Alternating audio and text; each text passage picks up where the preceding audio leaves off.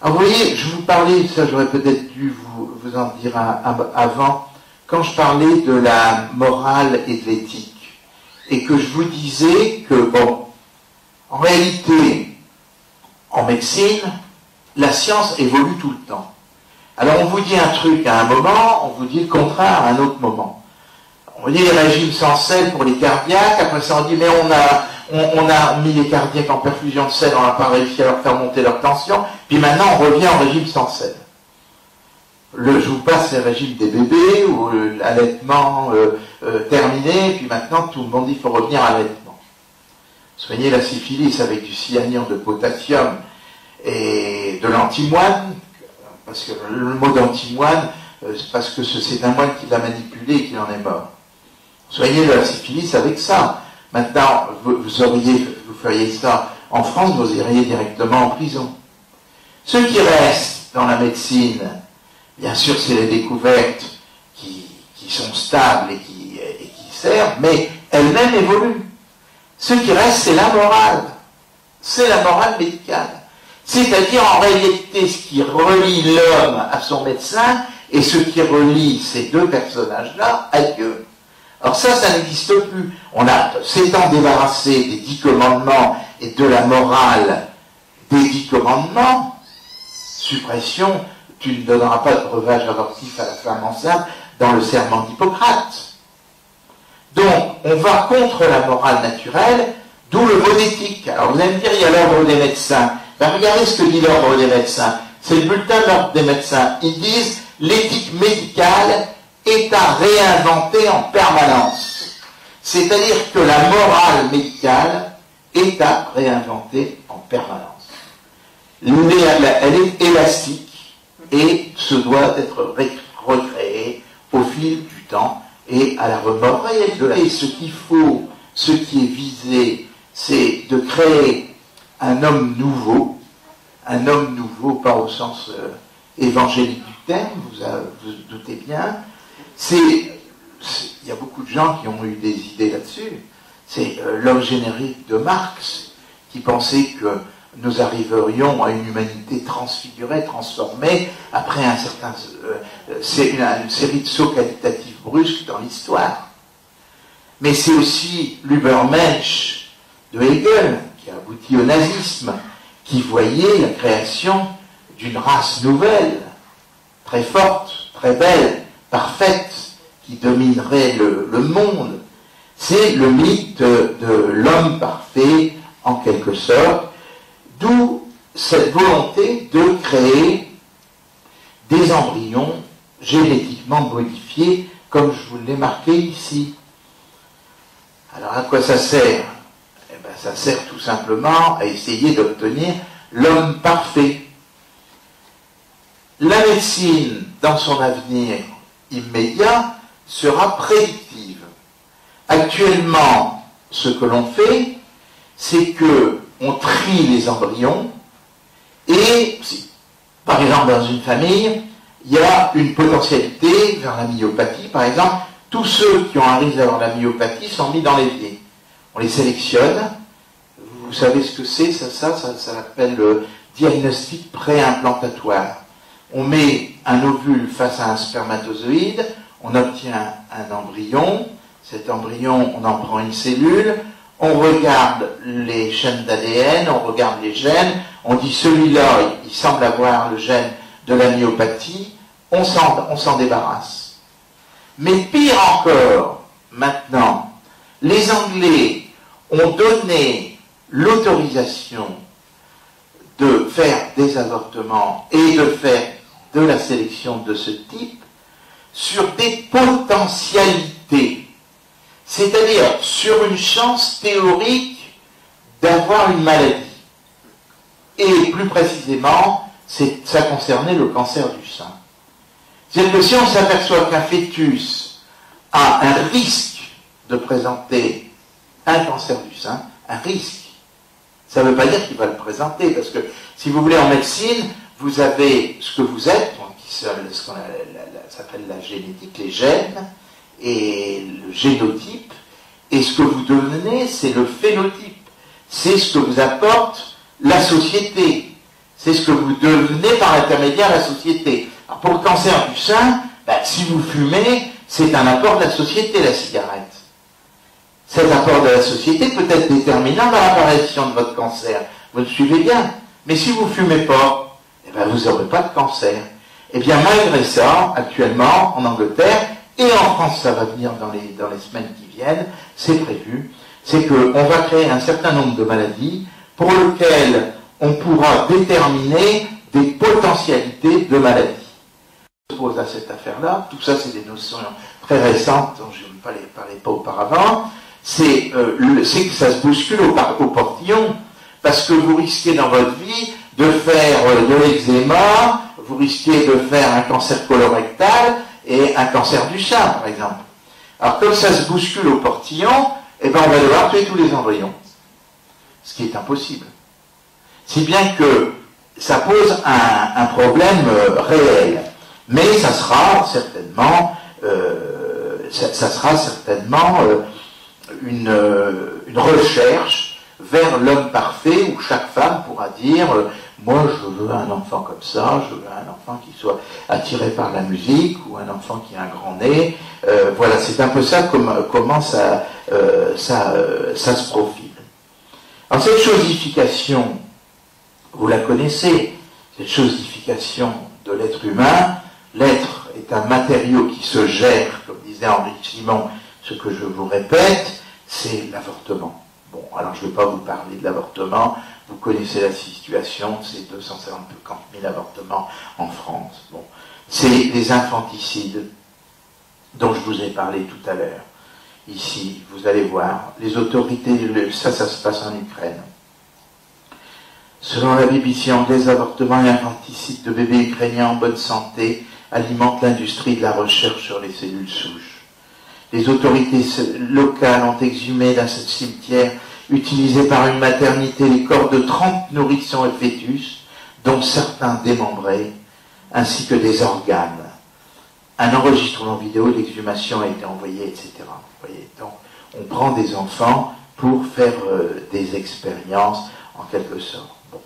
Les trafics d'êtres humains qui se développent, surtout à partir de la Grèce, ça c'est encore les articles Greece, Seas et Rise in Baby Trafficking, ça veut dire que la Grèce voit un développement du trafic de bébés qui est ici, parce que en Grèce, il n'y a pas de législation concernant l'adoption ici.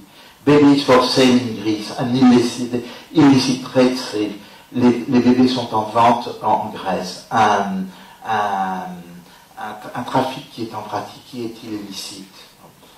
Ici, 100 000 enfants signalés en danger, c'est en France, ça. 100 000 enfants signalés en danger.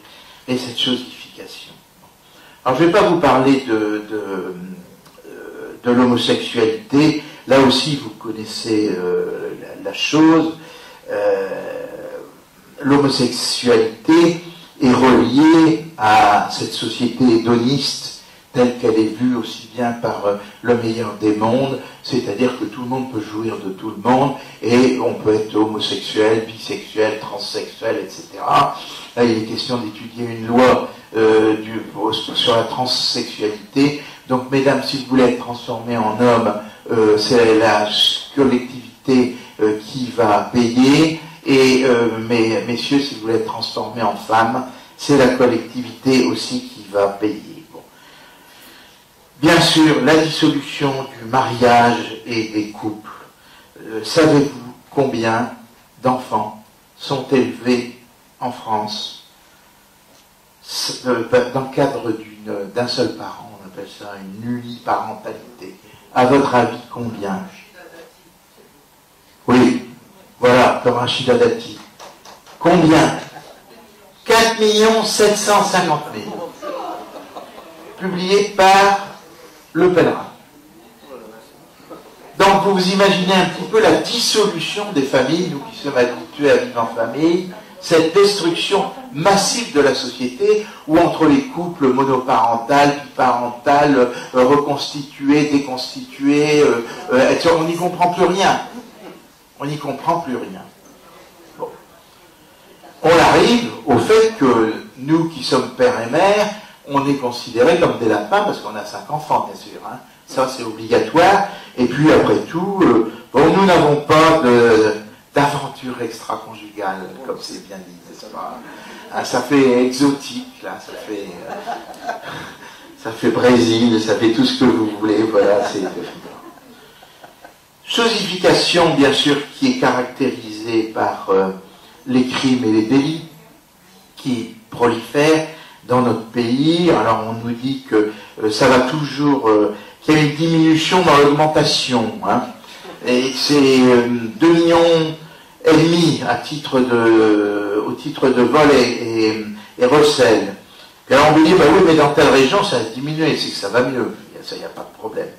Les homicides, entre 2000 et 500 000. Alors, la drogue, ça, c'est pour abrutir les gens, ça, vous avez bien compris. Il y a 15 jours, l'Assemblée de l'ONU, qui est chargée, la commission qui est chargée de l'étude de la drogue, a fait un diagnostic terrifiant et très simple.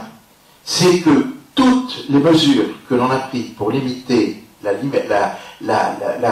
l'usage de la drogue ont été un échec. C'est-à-dire que quoi qu'on fasse, la progression de la drogue se fera dans la société d'une manière ou d'une autre. Et ça, c'est le summum, hein, dans le meilleur des mondes. Il y a actuellement dans le monde 200 millions de consommateurs réguliers de drogue, avec une augmentation de 8% annuelle. Alors vous allez me dire, oui, mais moi je ne fume pas de pétard quand même, hein. Je ne me pique pas à la cocaïne, c'est pas mon truc, hein. Les antidépresseurs. La France est le premier consommateur de psychotropes. Les psychotropes, ce sont les médicaments qui agissent sur le système nerveux, donc ça concerne aussi bien les somnifères que les calmants, que les anesthésiques, et que les antidépresseurs. Alors, la consommation, tenez-vous bien, a été multipliée par 20 en 10 ans dans notre pays. Vous voyez, la France, le pays le plus intelligent au monde, qui vit par drogue interposée, par Prozac interposé. C'est notre modèle social qui prétend s'imposer au monde entier. Ce sont 300 millions d'euros. Ça représente le prix de 2 hôpitaux comme le nouvel hôpital Georges Pompidou qui a été inauguré sur la rive gauche, à côté de la Seine. 300 millions d'euros. Et lié à ça, les suicides. 12 000 suicides par an, chiffre qui ne fait que augmenter. Tout le monde a dans son entourage quelqu'un qui s'est suicidé. Tout le monde connaît quelqu'un dans son entourage qui s'est suicidé en France. C'est assez extraordinaire, mais c'est comme ça et ça ne fait qu'augmenter. On voit maintenant de plus en plus d'enfants qui se suicident, chose qui ne se voyait pas avant. Nous sommes simplement battus par la Chine. La Chine se suicide plus que nous. Pour d'autres raisons. Pour d'autres raisons. Toujours chosification des individus. Je vous passe le handicap avec les avortements tardifs. Vous savez que la veille d'un accouchement, à partir du moment où on fait le diagnostic par exemple d'une myopathie ou d'une mucoviscidose, on peut procéder à un avortement. Vous imaginez un peu la boucherie. J'ai entendu M. Friedman déclarer à la radio qu'il avait fait un avortement tardif pour de simples pieds-bots, alors que les pieds-bots, ça se guérit à 100% et sans séquelles, avec un simple petit immobilisation du pied pendant le premier âge, et sans vanter, à la radio Europe numéro 1, avec les félicitations du professeur Al-Kabash, bravo pour ce que vous faites, bravo, et au prétexte qu'il connaissait personnellement les gens et qu'il savait qu'il n'aurait pas été en mesure de le supporter, d'avoir un enfant avec un pied. Vous voyez ? Ah, ça, il a dû se faire payer pas mal. Ça, je suis d'accord. Tout à fait. j'ai été à une émission avec où je me suis Berne, je n'ai pas la télévision, mais quand on m'appelle à la télévision, j'y vais. C'était ça le sujet, justement. Faut-il être riche pour être bien soigné? Et évidemment, de vrai prétendait que non, et moi je prétendais que oui. Bon. Je crois que dans la logique du système industriel, écrit le bon Attali, dans lequel nous nous trouvons, l'allongement de la durée de vie n'est plus l'objectif souhaité par la logique du pouvoir. Bon. Alors ça, c'est des trucs auxquels j'ai connu, quoi, parce que on appelle les pompiers, ah, elle a 90 ans, elle est tombée par terre, on ne vient pas tout de suite. Hein. Ah ben ça fait, ah oui, faites attention à vous. Bon. Après ça, ça a 80 ans, après ça, ça sera 70 ans. Hein. Je crois que dans la logique du système industriel dans lequel nous nous trouvons, l'allongement de la durée de vie n'est plus l'objectif souhaité par la logique du pouvoir. Dès qu'il a atteint 60-65 ans, la vie est dure, mes amis, l'homme vit plus souvent qu'il ne produit et coûte cher à la société. En effet, du point de vue de la société, il est bien préférable que la machine s'arrête brutalement plutôt qu'elle ne se détériore. Voilà. Alors, M. Attali a 67 ans. Si ça peut vous rassurer. L'euthanasie sera dans tous les cas un des instruments essentiels de nos sociétés futures, dans tous les cas de figure, je répète. Dans la logique socialiste, la liberté et la liberté fondamentale est le suicide. Alors ça, vous avez vu que c'est passé au Luxembourg, après être passé en Hollande, en Belgique et en Suisse. Il n'y a que 4 pays qui autorisent le suicide assisté actuellement dans le monde, mais il va certainement y en avoir d'autres. L'euthanasie, donc, le droit au suicide direct ou indirect. Le droit au suicide direct ou indirect. Ça veut dire, indirect, ça veut dire que c'est au médecin de faire le sale travail. C'est ça que ça veut dire. Permettront d'éliminer la vie lorsqu'elle sera insupportable ou économiquement coûteuse. Bon, alors vous dites, j'ai marre de la vie, oui. Au long, vous coûtez trop cher à la société. Bon, allez, en avant. Je pense donc que l'euthanasie sera la règle de la société future. Voilà. C'est l'idée de l'homo economicus de Marx. L'homme a une fonction économique et après ça, il doit disparaître. Bref, bon, Attali est toujours vivant. Bon, très bien. Alors, on pourrait continuer comme ça sur le suicide assisté. Vous voyez des choses comme ça. Vers l'euthanasie, un embryon s'est fait d'un ovule et d'un spermatozoïde. Le spermatozoïde rencontre l'ovule et ça donne un être vivant. Là commence la vie pour l'Église. On n'a pas le droit de détruire les embryons. Alors je dois dire que si tous les savants du monde voulaient se donner la main aujourd'hui ou demain, l'homme artificiel serait ici sur la table à côté. Le principe est le suivant, c'est qu'il s'agit d'obtenir des spermatozoïdes artificiels ou des ovules artificiels ou mettre des spermatozoïdes en face d'ovules artificiels ou le contraire. Vous voyez bien? Bon. Alors est-ce qu'on a réussi à faire ça? À votre avis, pourquoi vous avez entendu parler des cellules souches? Est-ce que tout le monde sait ce que c'est que les cellules souches? Bon, les cellules souches, il y en a partout. Il y en a dans le foie, sous la peau, etc. Bon. Et il y en a de 2 types. Le type le plus commun, c'est celui que vous trouvez sur n'importe quel de vos organes. On en trouve dans la peau, dans le sang, on en trouve dans la moelle osseuse. Et effectivement, dans... Quelqu'un sait où est-ce qu'on en trouve le plus? Dans le sang du cordon du fœtus. Bon. Alors bon, ça se passe très simplement, hein, c'est pas quelque chose d'extraordinaire. L'enfant sort du sein de sa mère, il est relié au cordon.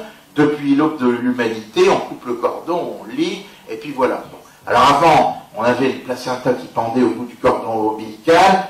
Là, on mettait ça dans un congélateur, pour faire de la pommade au placenta au corps, qui marchait très très bien pour guérir les irritations. Bon, là, on va récupérer le placenta et le cordon. Et on va en utiliser les cellules souches.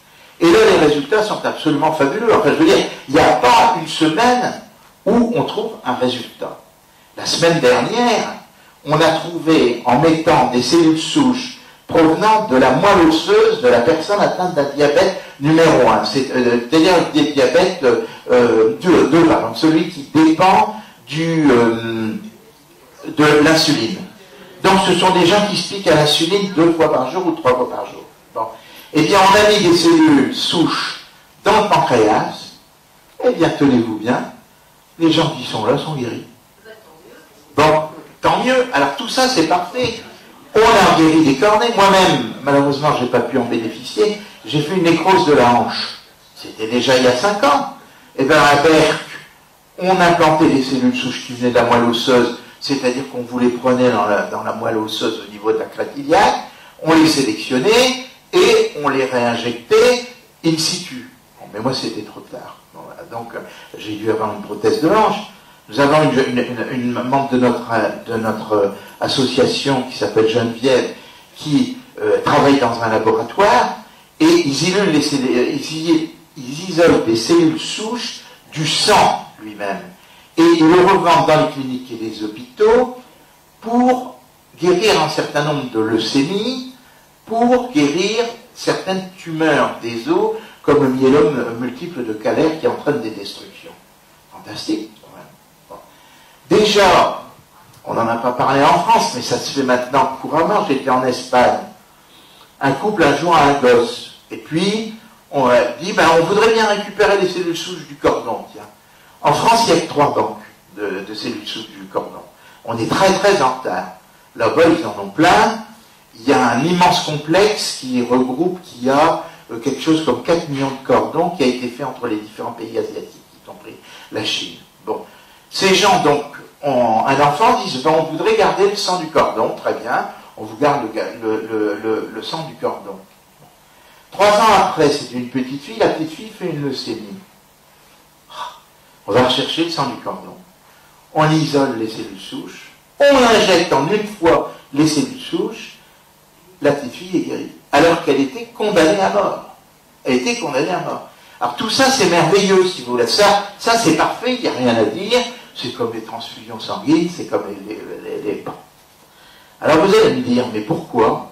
Vous voyez M. Péchanski qui dirige le Téléthon, là, le ISTEM. Alors je pourrais vous en parler, puisque j'ai eu un fils qui est mort de la myopathie, et j'ai un petit-fils qui s'appelle Antoine qui a la myopathie. Bon. Ils se sont trompés tout le temps. Ils nous ont orienté le Téléthon vers la recherche génétique. Alors la recherche génétique n'a jamais soigné personne. Jamais. Ça fait 30 ans qu'on nous bassine. Quand on a fait le diagnostic de la myopathie chez mon fils, eh bien on m'a dit dans 2 ans, vous trouvez son traitement par le génie génétique. C'était il y a 25 ans. Et on ne l'a toujours pas trouvé. Alors maintenant, on donne à Péchanski pour faire des recherches sur les embryons, pour prendre des cellules souches embryonnaires. Donc vous voyez, il y a les cellules souches dites adultes qui viennent du cordon, et il y a les cellules souches embryonnaires qui viennent de l'embryon lui-même. Alors on s'en sert beaucoup des cellules souches actuellement en orthopédie pour justement les destructions osseuses ou des choses comme ça. Bon. Alors pourquoi? D'abord, il faut savoir que j'ai fait un schéma qui est extrêmement précis, où je trouve consignées toutes les découvertes qui permettent à l'homme artificiel d'intervenir. Qu'est-ce que ça donne? Ça donne par exemple, sur les fœtus, on a prélevé des cellules germinales, on a fait des embryons avec. Ou à partir de cellules de la peau, on a réussi à faire des cellules souches embryonnaires, c'est le fameux clonage, il va y revenir. À partir de l'ovaire, à partir de la moelle osseuse, on a réussi, et même dans le sang, on a trouvé des ovules qui circulent, on les appelle les ovocytes, et ovocyte peut donner un embryon? Question. Non, pourquoi? Pourquoi?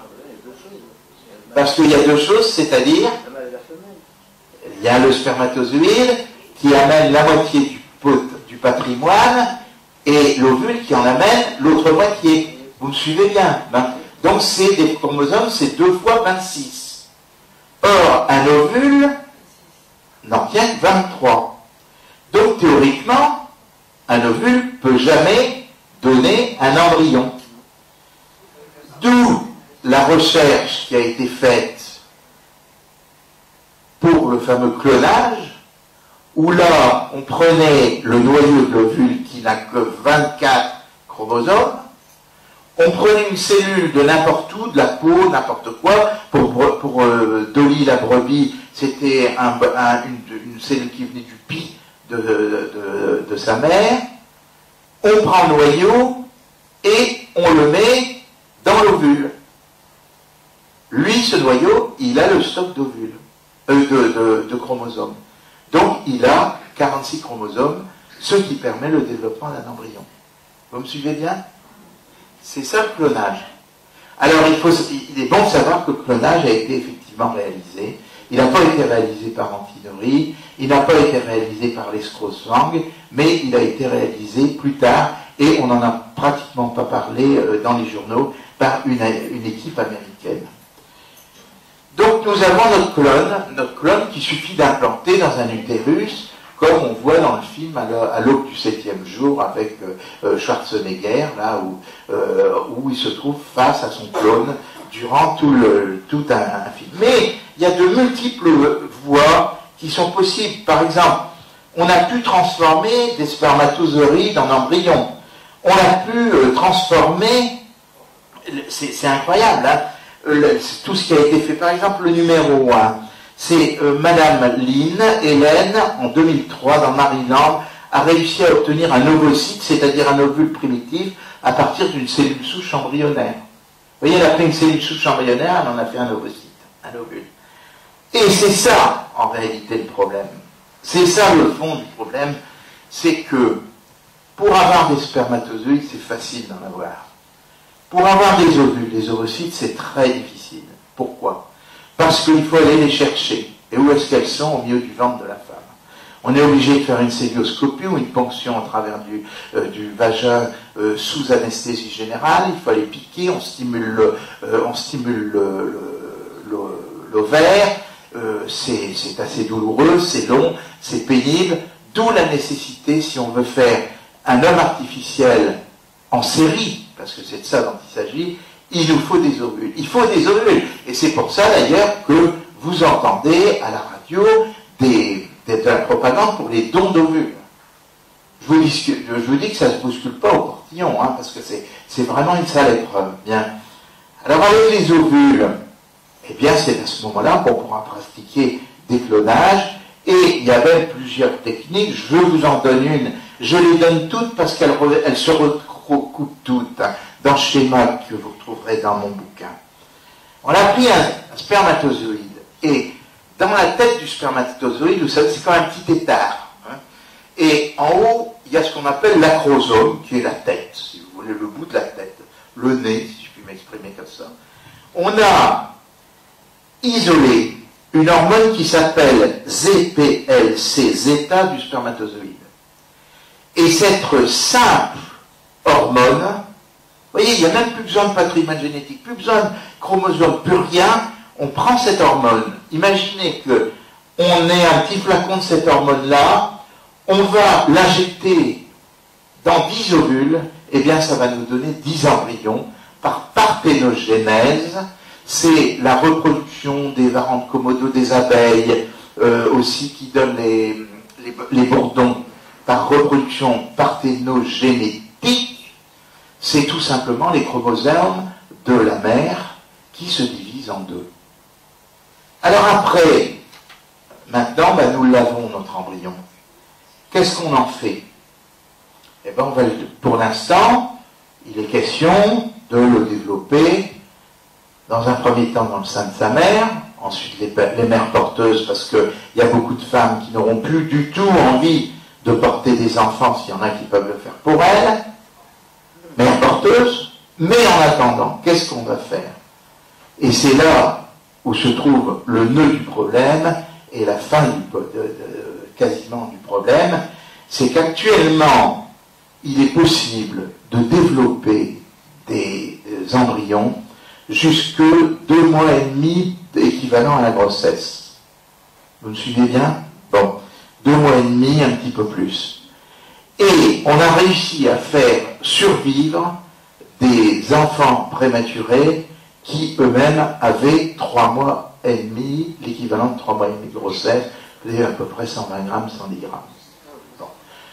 Donc, ce qui nous sépare de l'ectogénèse telle qu'elle se trouve expliquée dans le meilleur des mondes, ce sont 100 grammes de développement que l'on ne peut pas assurer pour l'instant en dehors du sein maternel. Mais, alors le problème, il est lié essentiellement à l'élimination des déchets de l'embryon. Parce que le placenta filtre, si vous voulez, s'il n'y a pas de placenta. Bon, tout le problème est lié à ça. Mais il y a une Chinoise qui se fait fort de régler ce problème dans les 3 ans ou 4 ans qui viennent. À ce moment-là, on partira d'un spermatozoïde et d'un ovule synthétique. On leur fera un embryon, on le développera in vitro, après ça on le mettra dans une couveuse, et après ça on le mettra dans le monde après l'avoir bien trié, bien regardé s'il n'était pas porteur de maladie, etc. Et c'est ça le schéma de l'homme artificiel. Et c'est quelque chose qui arrive de plus en plus à notre portée, qu'on le veuille ou non. Car il y a un truc, je prêche dans le désert là-dessus. Mais maintenant, ça commence à rentrer, parce que même le Vatican a repris cette théorie-là. Depuis 50 ans, on a balancé sur la Terre des millions de tonnes d'hormones féminines qui viennent de la pilule, qui n'est pas éliminée totalement par les matières fécales, qui viennent des pilules dont on s'est débarrassé, qui viennent des poulets aux hormones, des veaux aux hormones, des traitements substitutifs de la ménopause. Et nous avons intoxiqué littéralement notre biotope. Ce qui fait qu'on s'aperçoit que chez les hommes, il y a une chute annuelle de 100 000 spermatozoïdes par an. Donc par an et par personne. Sur un total de 10 millions. Les choses, alors, s'accélèrent.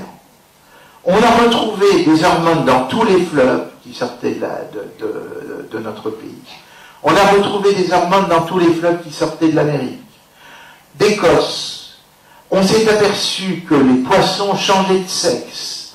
Statistiquement parlant, on retrouvait sur 100 poissons, on retrouvait 90 ou 92 poissons de sexe féminin, 1 ou 2 indéterminés, seulement 2 ou 3 mâles. Ah oui, non mais c'est effrayant. Les Écossais, actuellement 30% des hommes sont stériles. Alors on a pensé que c'était le whisky, on a pensé que c'était parce qu'ils portaient plus le kilt et qu'ils avaient les testicules qui étaient au chaud. C'est la stérilité, oui, mais c'est la stérilité des conducteurs de taxi, vous savez. Ils ont beaucoup de stérilité à cause de ça. Mais non, c'est tout simplement l'empoisonnement de l'organisme, parce que maintenant, c'est pareil chez les Américains. 30% des Américains sont stériles. 30%, vous imaginez. Ce qui fait que tout nous pousse vers effectivement l'obligation de créer une humanité artificielle. Parce que quand les hommes seront complètement stériles, tous, ça ne saurait tarder. Ça ne saurait tarder. Alors, mes chers amis, il faudra avoir recours à l'homme artificiel. Alors tout ça, vous voyez, regardez. J'ai un tel article là-dessus, le Parisien libéré rencontre d'analyse également relayée par Prescrire. Prescrire, c'est la meilleure revue de prescription médicale. Effectuée par des biologistes dans les estuaires de la Seine, de la Gironde, de la Loire, de la Dour, qui montrent la présence de molécules pharmaceutiques allant du paracétamol aux anticancéreux en passant par la pilule contraceptive. Voilà. Alors c'est comme ça. Alors vous voyez donc ce démembrement de la famille. Vous voyez, alors en Écosse, vous voyez cellules souches embryonnaires à vendre. Bon, j'arrive tout doucement à la fin de mon exposé, parce que je crois que j'ai abusé beaucoup de votre patience. J'aurais encore beaucoup de choses à dire, mais retenez quand même que de plus en plus de couples font appel à la fécondation in vitro, et on a aussi récupéré les cellules souches chez des singes clonés. On dissocie donc, alors le programme c'est ça, dissociation, article 1, dissociation de la sexualité de la procréation, c'est déjà réalisé. Bon. La procréation devient un phénomène artificiel de plus en plus autonome.